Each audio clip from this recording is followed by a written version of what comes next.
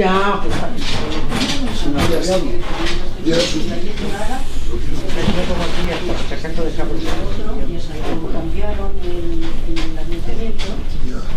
pues muchas gracias por haber venido, aunque la ocasión lo merece porque están Teresa Galeote y Lourdes Ortiz, dos fantásticas escritoras. Muchas gracias a la Casa del Libro por cedernos una vez más este espacio para presentar un libro que curiosamente no es de una bloguera ni de una youtuber, sino de una escritora, presentada por otra escritora. No, es hacia lo que va el mundo, entonces tenemos que asumir que tenemos que hacer un poquito de frente común para luchar por otra realidad. Y muchas gracias a Lourdes Ortiz, que bueno, ha prologado el libro y va a ser la presentadora la que va a introducir la obra de Teresa Galeote. El eco de las palabras es una obra que veníamos hablándolo. Yo digo que es una novela bastante feminista, aunque Lourdes me dice que no es tan feminista, que es más bien una cuestión sobre la realidad de las mujeres. Y yo creo que es una obra que sí que está escrita en clave de una cierta sensibilidad y que va a ser mucho más fácil que la pueda comprender en toda su profundidad las mujeres que son las que pueden haber vivido más de cerca situaciones similares.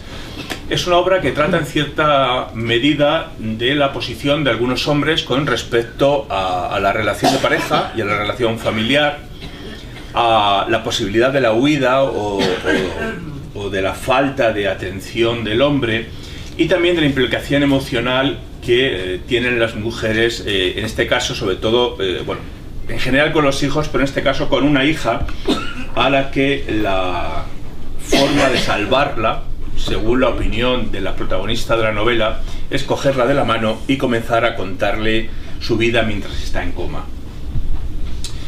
Esta forma de salvar o de luchar por salvar a su hija tiene mucho de lucha en ese sentido, pero también de recuerdo de la vida y de reconstrucción de la vida. Es una forma de recrear la realidad, de meditar sobre la realidad que se ha vivido y de comprender el porqué de las cosas que han ido sucediendo.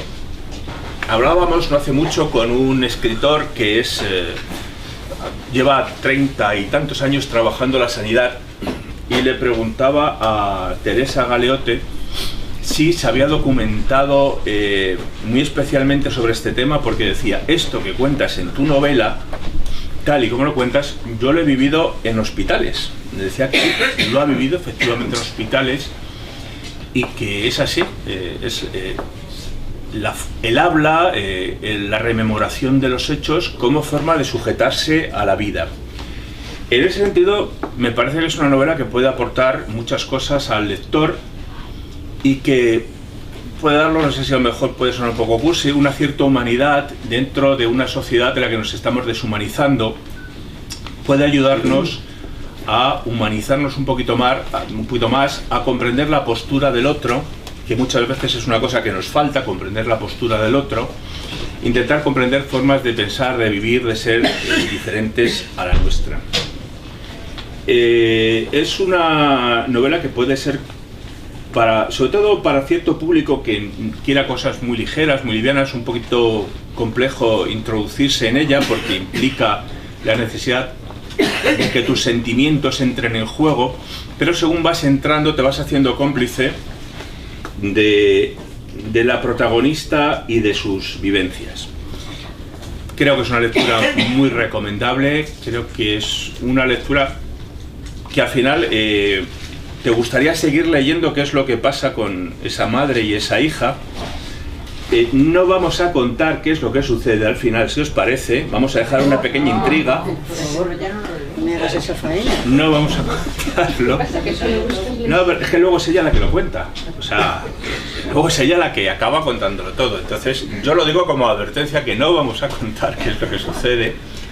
Esa intriga sobre lo que va a ir sucediendo al final es interesante, pero sobre todo es interesante la evolución en los personajes, en el personaje de la madre, la evolución en la relación de la madre, de la hija con el padre ausente, y también es una evolución en el propio lector según va pasando la obra. Pero como creo que Lourdes Ortiz está mucho más capacitada que yo para contar estas cosas. ¿Qué voy a contar luego? Nos hemos tomado un café antes ahí en Viena Capellanes, que es lo único que me ha faltado por contar, efectivamente. No estaba muy allá, antes lo hacía mejor. Yo me he tomado un acuario. Ella se ha tomado una cosa que el camarero no conseguía captar mucho. No, yo le decía acuario y decía el acuarel. Digo, no, acuario, acuarel. Creí que me estaba tomando el pelo, pero luego he descubierto que no. Que es que hay un acuarel de pesicola. Ya no, entonces no. Así que ya sabéis, si vais a un bar y os ponen un acuarel, está vendido al capitalismo norteamericano. Bueno, Lourdes Ortiz, cuya carrera también es anglosajón, ¿eh? Buenas tardes, y en primer lugar, pues gracias a Teresa, no solo por haber escrito este libro, sino por haber tenido la gentileza de llamarme para que yo le hice el prólogo de la edición, ya había por tanto leído el libro entonces, para que lo presentara. Y gracias a la editorial que está sacando a muchos escritores que si no seguramente no tendríamos el placer de poder encontrar y descubrir. Aunque ella ya, como vemos, ha tenido un premio y lleva tiempo escribiendo, editoriales como esta merecen la pena que se cuiden y que siga para adelante, porque muchos escritores están ahí y ya sabemos lo difícil que es en este momento el mundo editorial, con las grandes tendencias de la prensa y de tal a fomentar solamente a determinados escritores, muchas veces de la misma cuadra que la prensa a la que se dirige. Así que gracias a los dos. Cuando me pidieron que presentase este libro, yo no sabía además que Teresa era la secretaria en este momento del Club de Amigos de la UNESCO. Me ha hecho mucha ilusión encontrar aquí a algunos de los que conocía y que se acordaban de mí cuando estuve allí. Y les pido a todos perdón porque últimamente voy muy poco a las actividades del club, pero a ella la primera por ser secretaria. Pero es verdad que la vida es muy compleja, yo ya tengo muchos años y todavía me ganas de hacer cosas, entre otras a veces descansar, leer, ver la tele y escribir, y luego estar con amigos. Y voy a aquellas cosas que puedo, a otras pues pienso que hay otras gentes que me van sustituyendo. Recuerda que somos un poco duros de oídos, la mayoría aquí. A ver si puedes hablar un poquito más. Grita, no te prives. Es que tengo una voz muy, más bien baja. Acercaros, por favor. ¿Por qué no os acerquéis? Aquí hay muchos sitios vacíos. Llevo yo con el paraguas. De iros a los aledaños. Me estaba dando grima esta... Claro. Ahí hay no, aquí a primera fila, por favor, a primera fila. No pasa nada, aquí. O sea, si a mí me da apuro la primera tenéis sitios en primera fila, De todas formas, intentaré hablar más alto. He estado toda la vida dando clases. Tenía la suerte de que eran grupos pequeños, de 15 a 18 años. Tanto que dices que no oyes, que tenía buen oído. Los que no oyen a la primera fila, venga. No, aquí, que hay dos huecos.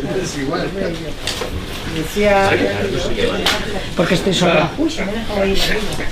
Decía que además de escribir, he estado toda la vida dando clases, ahora ya estoy jubilada, y tenía la suerte de que eran grupos pequeños, de 15 a 18 por grupo, porque era la Escuela Superior de Arte Dramático.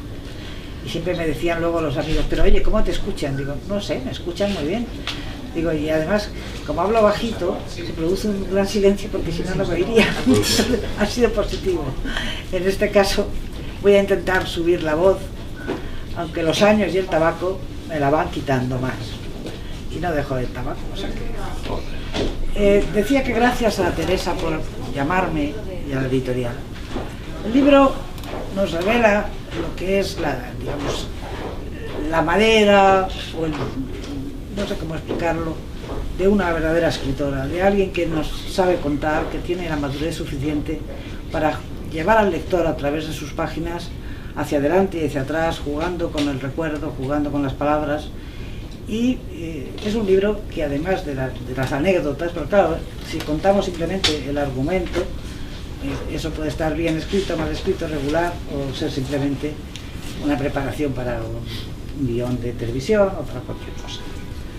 Lo importante para mí, como amante de los libros y de la escritura y de la novela, es cómo aquí hay esa tensión del escritor, esa capacidad de irnos conduciendo, y cómo utiliza, y es una especie de metáfora de lo que hace el escritor normalmente, la palabra para sanar, porque cuando nos contaba cómo la madre decide, y que puede ser una cosa de tipo terapéutico, ir contándole a su hija para que la coge de la mano así, creo, todo el tiempo, y va hablando, y ahí en ese discurso ella misma se va encontrando. Es decir, no solamente es un discurso que surge hacia la hija para que a ver si se despierta o le trae recuerdos o la hace de alguna manera racional, sino que nos va llevando a un recorrido de su propia biografía, un recorrido que nos lleva a esa joven que un día en un pueblo pequeño decide con audacia irse a Madrid y tener una vida diferente. Y también por eso Madrid se convierte a veces en protagonista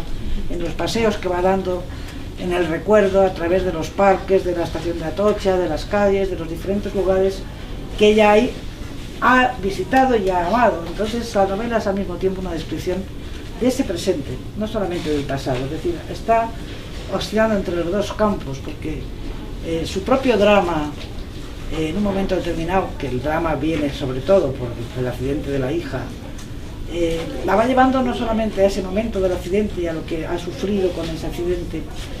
Todos sabemos, los que, iba a decir las que somos madres, pero también los padres, o sea que cualquiera sabe que lo que le pueda pasar a un hijo es quizá el mayor dolor que uno puede sentir. Ahora que vemos tantos inmigrantes con los hijos pequeños en los brazos, a veces en las playas y a veces simplemente ateridos de frío intentando pasar una valla, sabemos que lo otro nos conmueve, pero nada nos ha conmovido más que una cosa pequeñita como aquel niño Lián en una playa como dormido con sus zapatitos, etcétera, etcétera. ¿Por qué? Porque es verdad que la sensación de que el futuro está siempre en esos niños, está en la gente que todavía no tiene ninguna culpa de nada, y es lo que más nos conmueve. Y eso de alguna manera explica también cómo ese momento en que ella se encuentra con su hija, que después de un accidente en el que ha muerto el marido, ella ha podido después reconstruir su vida, y entonces en esa reconstrucción de su vida vamos encontrando las etapas primero de su enamoramiento, del rápido abandono, y a partir de ahí, como ella, una mujer fuerte, somos dos mujeres fuertes las que estamos aquí sentadas, y veo muchas también sentadas en la sala. Esa nueva generación de mujeres, empezando por mi propia generación, donde ya muchas habíamos reaccionado, y probablemente mucho antes, como se está descubriendo, y ya sabíamos mucho en la época de la República, etcétera.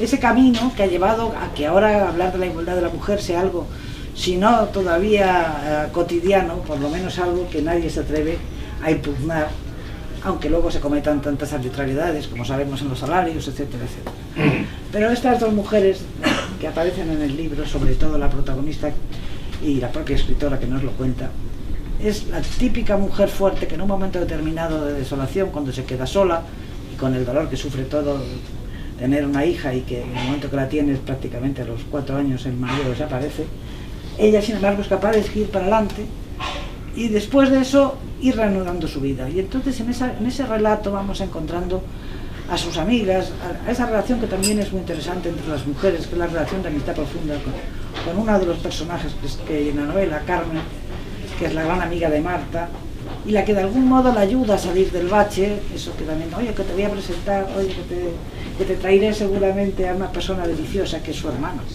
Y entonces todo eso nos cuenta también como a partir de un momento, sin ese enamoramiento fulgurante de aquel personaje maravilloso que fue el marido, ella comprende que el otro, que no es tan maravilloso y que ya es también viudo, puede ser el hombre que la acompañe en su trayectoria. Entonces a partir de ahí no solamente encontramos eso, sino nos vamos encontrando también una novela de crítica social en muchos casos, sobre todo de cómo esos personajes, uno de ellos concretamente en un momento determinado, está mezclado con un turbio asunto también de los muchos que aparecen todos los días ahora en televisión, de dinero perdido, de chantaje o de compra o de cosa parecida. Es decir, que no solamente se está hablando del tema sentimental, del drama de la mujer o de la muerte de la hija y de la posible incógnita que se va a resolver a lo largo del libro, sino que también nos va dando una visión del presente y de los años esos años que hemos vivido, que ahora parece que están estallando, pero que llevan ya mucho tiempo, porque cuando estamos hablando ahora de la corrupción y tal, eso simplemente es algo que aparece ahora, pero la corrupción ha estado aquí desde hace mucho, en las épocas de los Conde y el primer momento del PSOE, etcétera, etcétera, que les voy a contar a ustedes que ya lo saben. pues todo eso también aparece en el libro, de una manera, digamos, no como denuncia social explícita, sino contando la vida de unos personajes, esos personajes que tienen incluso momentos de debilidad. Son dos periodistas amigos, el que fue el marido, vamos, el padre de la niña, y el hermano de Pedro, el chico que acaba con Carmen, que es la gran amiga. Entonces todo eso nos va creando un hilo de relaciones, pero que también nos está hablando de nosotros mismos, de lo que ha ido pasando en estos 30 o 40 años de la historia de España, de las luchas de las mujeres por conseguir un puesto normal en la sociedad, del desastre de los chantajes posibles y a veces pues las traiciones que uno se hace a sí mismo. Y bueno, también al final, como hay una especie de descubrimiento, que no es solamente el descubrimiento final, que no les voy a desvelar evidentemente de lo que pasa, porque tiene un poco de trama policíaca, en el sentido de que vamos avanzando despacio hacia un conocimiento con la misma incertidumbre con que la autora, como lo describe, ella, la protagonista, se va preguntando cosas que no tienen aparente respuesta hasta que llega a esa solución final. Pero hay además algo interesante en todo el libro, y es que esa mirada sobre la sociedad no es una mirada agria, no es una mirada dura, sino más bien de comprensión, en el sentido de que las cosas no son nunca del todo como parecen, de que a veces somos buenos y a veces no tan buenos, de que sin embargo uno puede regenerarse, de que aquello que se creía que era fatal a lo mejor no era tanto, y por tanto hay una especie de mirada benigna. Yo amo mucho los libros en donde de alguna manera, sin que nos den lecciones de moral o conclusiones fáciles, las cosas se nos muestran con sus caras complejas, y esto es lo que un gran escritor puede hacer y lo que Teresa hace en este libro, es decir, que nada es A o B del todo, y que de alguna forma podemos en un momento determinado creer que el otro es culpable de algo, y ese culpable en algún momento determinado puede cambiar su actitud, y ese cambio de actitud supone que somos humanos sobre todo, y que no siempre el mal está por encima de todo, ¿no? Por tanto no es una novela simplista, es una novela compleja, en donde el paso del tiempo también nos va llevando en ese descubrimiento que la propia madre hace de su propia vida, y en ese recuerdo desde el pueblo a la ciudad, y después su vida compleja como madre que saca adelante a una hija que en la edad más brillante, cuando es una adolescente, de repente tiene ese terrible accidente, momento en que se supone que el padre desaparecido ha regresado, y que al regresar pues la niña, como toda hija que quiere a su padre y lo agiganta en el recuerdo cuando precisamente no lo tiene cerca, pues quiere estar con él. Y en un viaje que hace con él, que es periodista, es un periodista de investigación, que además está por las zonas más calientes en este momento del mundo, por ese Oriente Medio, por Palestina, por las zonas donde hay problemas. Vuelve, ella regresa con él a Barcelona y hay un accidente donde él muere, y luego empiezan las incógnitas. En fin, yo les aconsejo, yo no quiero, digamos, desentrañar todo el libro, simplemente aconsejarles que es un libro que merece la pena leerse, que estamos ante una escritora que yo antes como tal no conocía, y aunque ya había leído el libro y había hecho el prólogo, en la relectura que he hecho después pues he vuelto a encontrar más virtudes de las que a lo mejor incluso en la primera lectura había hecho, porque como es un libro complejo hay que leerlo despacio, y al leerlo despacio uno se da cuenta de muchas más cosas de las que en una primera lectura rápida pueden pasar desapercibidas. Así que muchas gracias a ustedes y a ella, y como ella es la protagonista y nos va a leer trozos de su libro, va a leer esos trozos y después ustedes podrán hacer todas las preguntas que crean convenientes, sobre todo a la autora, pero si quieren hacerlas a mí también.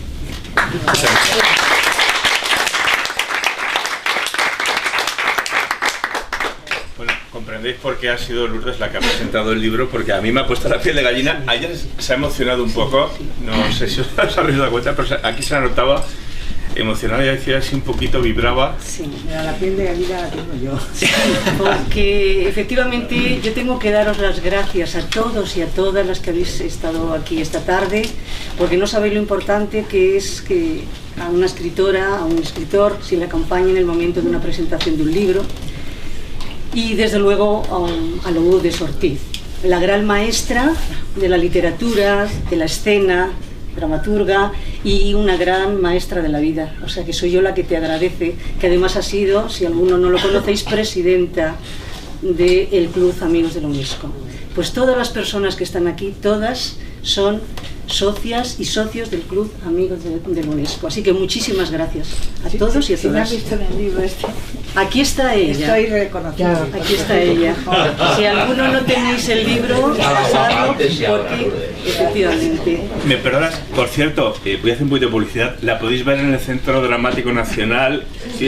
Haz un 30 segundos de anuncio de tu obra. Sí, hay que ir a verla. 30 segunditos. De la casualidad Ah, que es teatro, estás en teatro ahora. Ella es dramaturga. Es decir, que se ha estrenado una obra mía en el Centro Dramático, pero ya le queda solo esta semana, acaba el 15. Empezó el 8 de abril, se llama Aquiles y Pentesilea. Gracias por la publicidad. precisamente uno de los Pentesilea. poemas que el otro día hicimos a Rafael. Sí.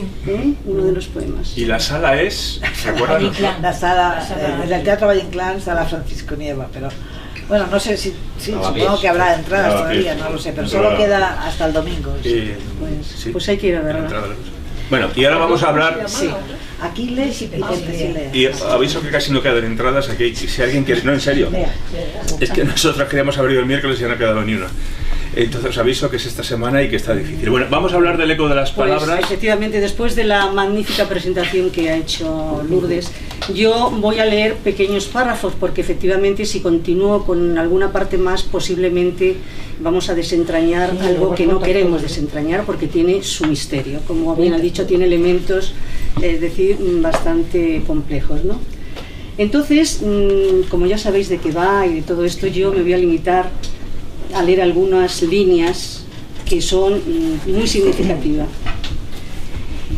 Un mes desde el accidente. Las 2 primeras semanas estuvieron marcadas por el entusiasmo, por esa mágica certeza que animaba a Marta. Estaba segura que Aurora iba a regresar de un momento a otro, que su dedicación y su deseo abrirían las puertas para llegar a la conciencia de su hija. Después, el entusiasmo va decreciendo hasta convertirse en resignada espera. En Marta se instala una silenciosa mansedumbre, un dolor enroscado sobre sí mismo que no pide consuelo. Los días pasan lentos y plomizos, la inercia se apodera del tiempo. Marta llega a pensar que su hija no quiere regresar, que se encuentra bien en ese estado simplificado de vida, en esa vida indolente, carente de conciencia. Es tiempo de duelo, tiempo necesario para que Marta considere su desánimo, para que llegue a entender que su apatía es solo una forma de excusar su cansancio, de pedir una tregua en el camino emprendido. Ya me pasaría a una página muy avanzada, que es febrero. Comienza febrero con un manto de nieve sobre las calles madrileñas. Hace años que no nieva, es un espectáculo hermoso, murmura Marta. A través de la ventana contempla la visión y recuerda a Aurora apretando la nieve para estrellarla contra cualquier objeto que encuentra. Tiene algunas fotos en esa actitud y su hija las guarda en un árbol. Juan ya se ha marchado al juzgado. Esa mañana tiene un juicio. Marta debe activarse para la exposición. Decidida, entra en la habitación de Aurora, dispuesta a contarle el proyecto y la intención de fotografiarla.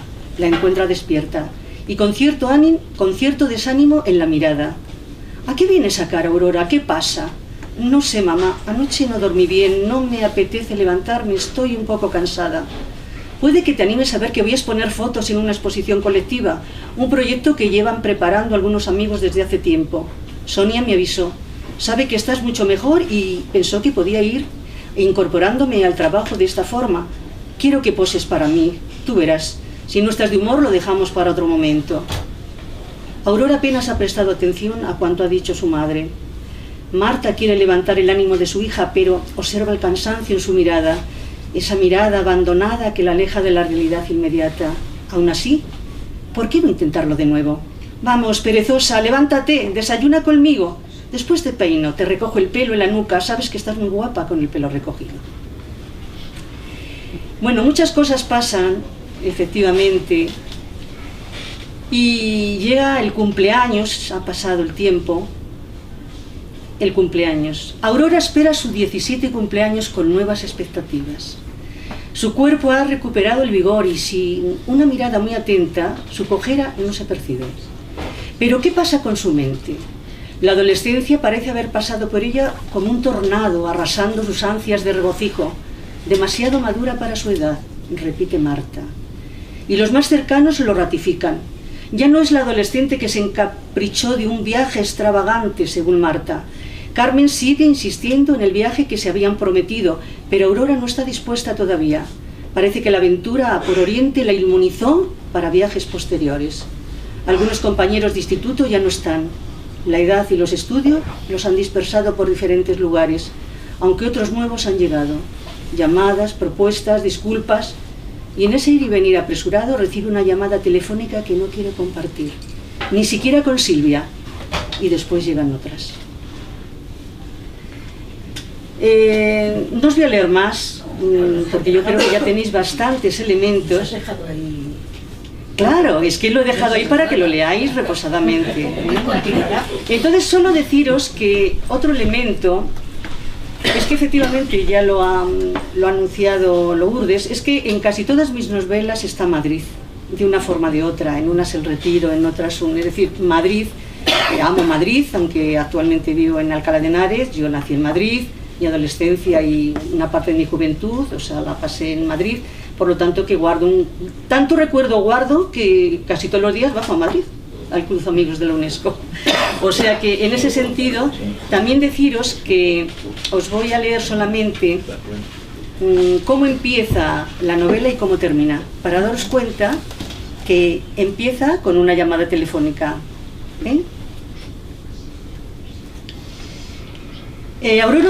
Desde que Aurora se fue con su padre, los sueños de Marta se enredan en un enjambre de imágenes. Ve una angosta calle cubierta por una nebulosa que impide vislumbrar qué acontece en su interior. Marta agudiza sus oídos, escucha lamentos imperceptibles. Se levanta sudorosa, asustada, como si regresase de un lugar dantesco. ¿Qué significan esos sueños? ¿Qué sonidos percibe? Todo se mezcla en un torbellino de confusión cuando intenta recordarlos. La noticia confirma sus temores y Marta siente que el mundo se hunde bajo sus pies. Un accidente, señora. El hombre murió en el acto y la chica está muy grave. Las palabras golpean la cabeza de Marta hasta que pierde el sentido. Cuando vuelve en sí, Juan está junto a ella. Un grito le alerta cuando sale de la ducha. Después ve el auricular descolgado y a Marta tendida en el suelo. ¿Qué sucede?, pregunta Juan mientras da palmaditas en las mejillas de su mujer. Intuye que el desmayo se debe a una noticia, una mala noticia que llega a través del teléfono y la coge. Oiga, ¿hay alguien ahí? ¿Puede oírme? No responde nadie. Mira el cuerpo de Marta, tendido en el suelo. Parece haber emprendido un vuelo súbito hacia ninguna parte, insensible a cualquier referencia mundana. Juan la interroga varias veces hasta que poco a poco Marta va abriendo los ojos. Unos ojos de mirada extraviada que parecen regresar de otro mundo. A duras penas vislumbra a Juan con los ojos asustados, con la boca entreabierta, emitiendo palabras que no distingue. Solo percibe un ronroneo que se repite, un murmullo imperceptible que dibuja en su boca gestos grotescos. Por favor, háblame, dime qué te sucede. Juan zarandea los hombros de Marta suavemente. La mujer tiene la mirada perdida, como si quisiera atravesar las paredes para buscar fuera lo que dentro de ellas no puede ver. ¿Qué pasa? ¿Quién te ha llamado? La llamada, ha sido la llamada de esa mujer. Y Marta reacciona. Aurora, mi niña, Juan, ¿qué pasa con Aurora? Por Dios, habla. Ha sufrido un accidente, está muy grave, muy grave. Se apoya en los brazos del hombre para levantarse. Aún retumban en su cabeza las palabras de la mujer. Está en La Paz, responde Marta cuando Juan pregunta en qué hospital está. Sin apenas fuerza, Marta se prepara para enfrentarse a la desgracia, para asumir la sospecha callada. Esa es la primera página. El final.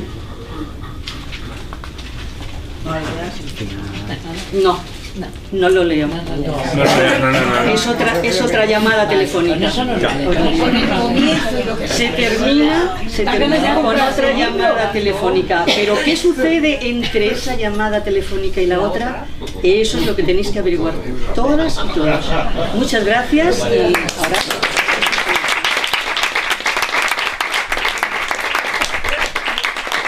Como podéis ver, había